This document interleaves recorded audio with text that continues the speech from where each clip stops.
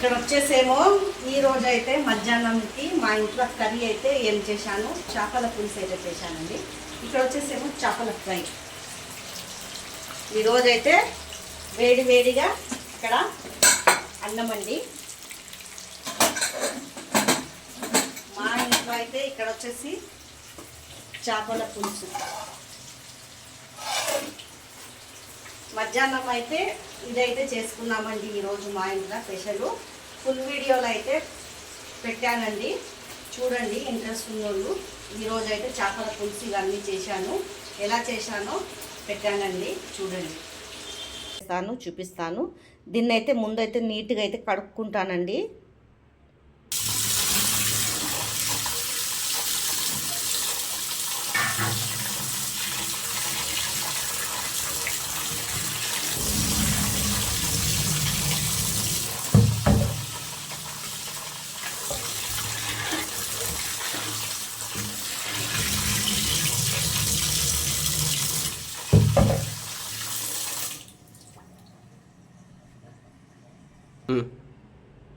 పసుపు వేసి ఉప్పు వేసి అయితే కడుక్కోవాలా ఒకసారి నీట్గా.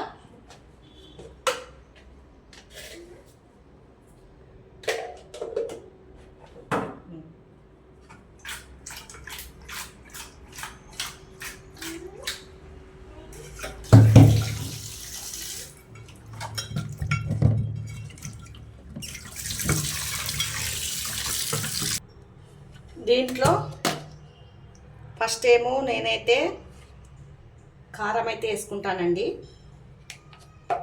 ఇలా చేసుకుంటే టేస్టీగా అవుతుంది. పసుపు, తర్వాత మనకు సాల్ట్ అండి.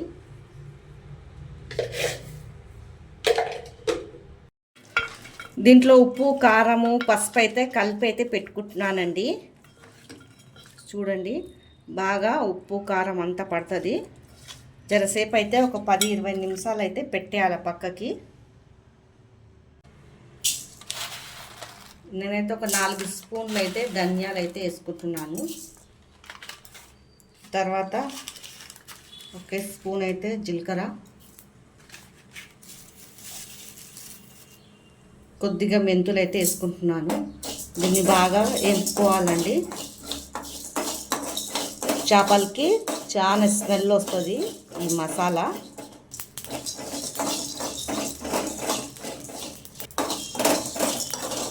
ఇక దూరగా అయిపోవాలా, చూడండి. ఇక్కడ వచ్చేసేమో నూనె అయితే పోసుకుంటున్నానండి. జర చేపల కర్రీకి ఆయిల్ ఎక్కువనే ఉండాలా, అప్పుడే మంచిగా అవుతుంది కర్రీ.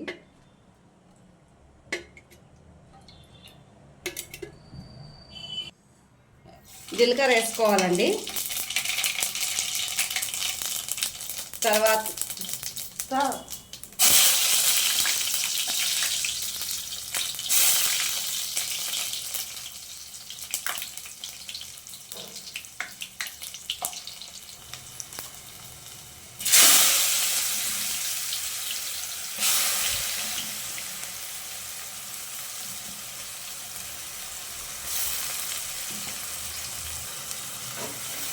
ఆనియన్కి ఏమో రెడ్గా ఫ్రై అయిపోవాలా.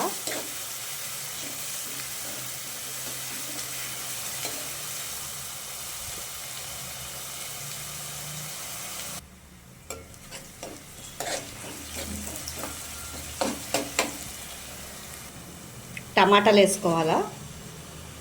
ఒక 2 వేసినానండి టమాటాలు చిన్నవి. ఇది బాగా మాగనియాలండి.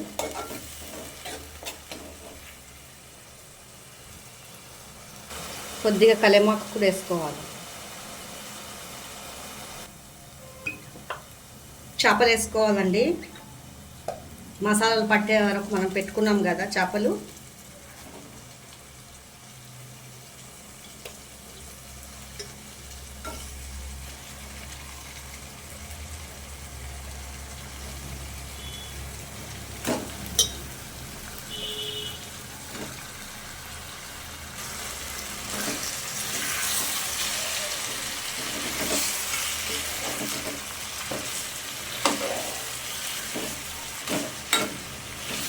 మసాలాలు వేగే వరకు జర ఇట్లా కిందికి పైకి అయితే ఒక్కొక్క ముక్క అయితే పెట్టుకోవాలండి.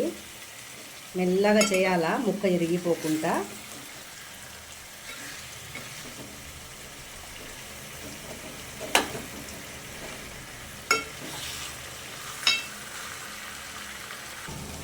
చింతపండు అయితే పులుసు అయితే పోసుకుంటున్నాను.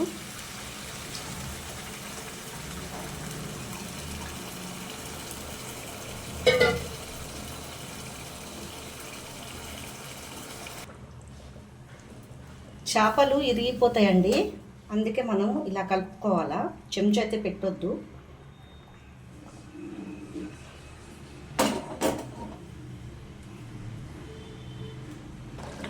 ఈ రుబ్బి పెట్టుకున్న మసాలాలు వేసుకోవాలా.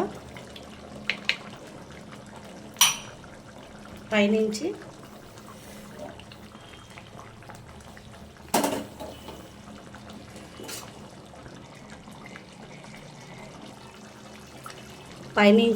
కొత్తిమీర వేసుకొని దింపుకోవాలండి.